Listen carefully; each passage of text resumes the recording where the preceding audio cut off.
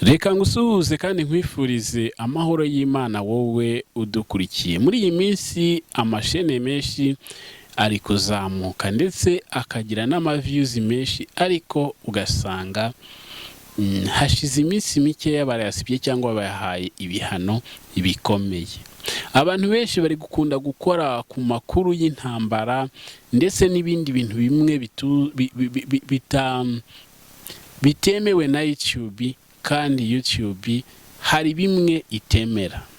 Ikintu cya mbere YouTube isigaye cyangwa se iri kugenderaho muri iyi minsi, ntabwo yifuza umuntu uvuga nabi umuyobozi cyangwa se perezida w'igihugu runaka. Iyo ibishaka ko havugwa amakuru ariko hagashingirwa ku bimenyetso.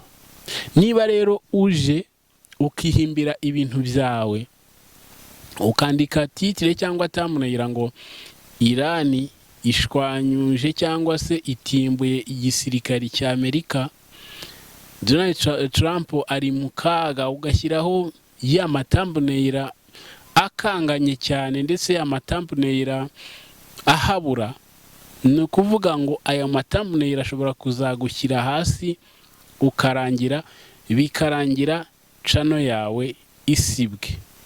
Hari benshi bafite amacano bari kundeba cyangwa se bari kunyumva byagendekeye nabi, kandi bafite abasabu bagera mu bihumbi magana. Ugasanga shene ye bayibujije kwa uploadinga igihe runaka, ugasanga bamuhaye reuse content, ugasanga channel ye cyangwa barayisibye. Amacano menshi rero muri iyi minsi bari kugenda bayasiba bayakuraho, bitewe cyane n'iyi ntambara ya Israel, Iran ndetse na Leta Zunze Ubumwe za Amerika, bitewe n'aya ma AI cyangwa se AI.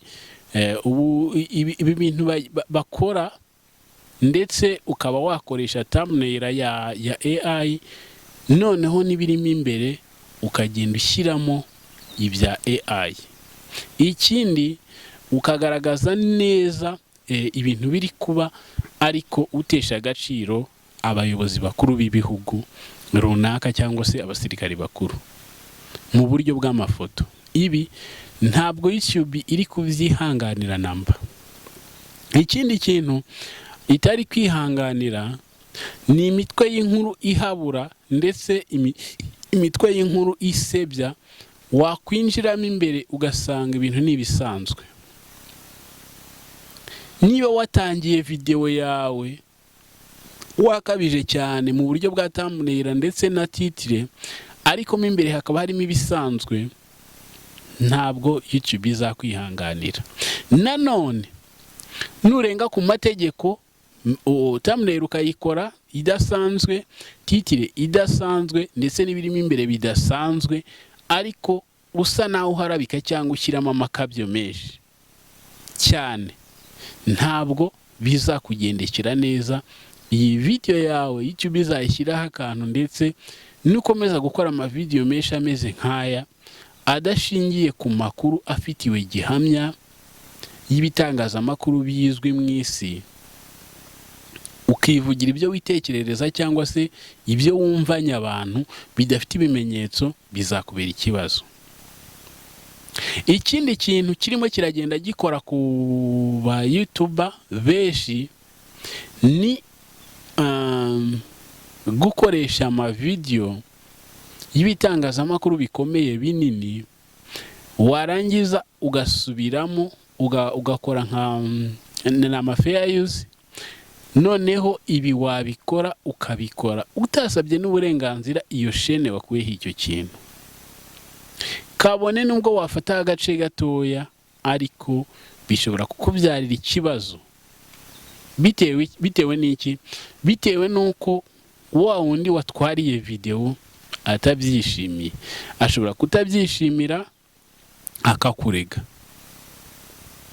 Ariko nanone ushobora gukoresha video z'abandi bantu, wenda niza AI, kandi izo video ni video zitemewe, zitubahirije amategeko, zifite kuba zaharabitse mu buryo runaka, zifite kuba zavuza ibintu bidahari, ndetse zatangaje amakuru adafitiwe gihamya, nta bimenyetso bihari.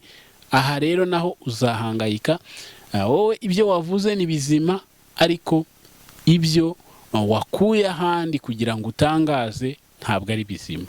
Aha rero YouTube channel yawe ishobora kuzahagarikwa mu buryo wowe utari witeze.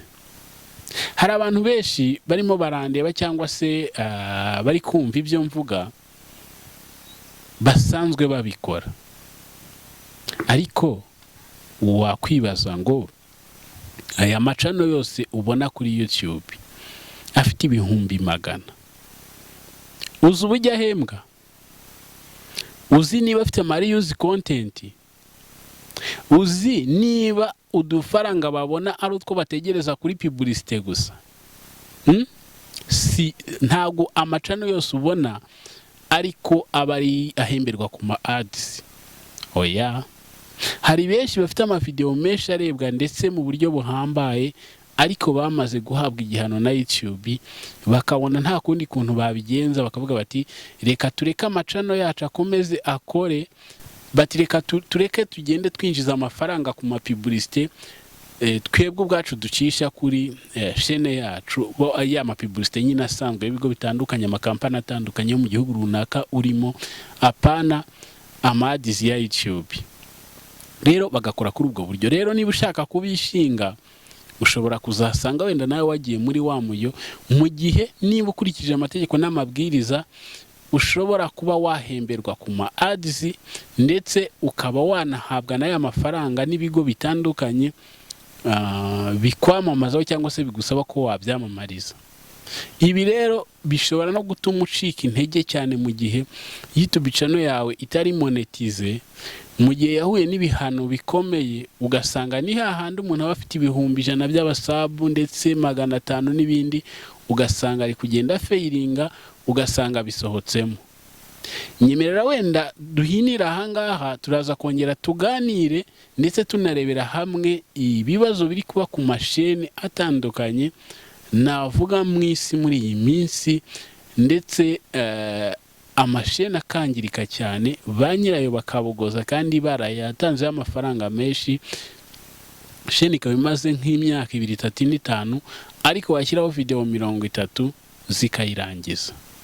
Unyemerere rero ngusabe kwitwararika, ukoreshe ibihangano byawe ndetse uvuge amagambo adasesereza, amagambo afitiwe gihamya ushobora kubakuye kubitangazamakuru byemewe mu isi, ubundi channel yawe igira ubuzima buzima girambe. Ntakagaruka. Ciao ciao, Imana ibarinde.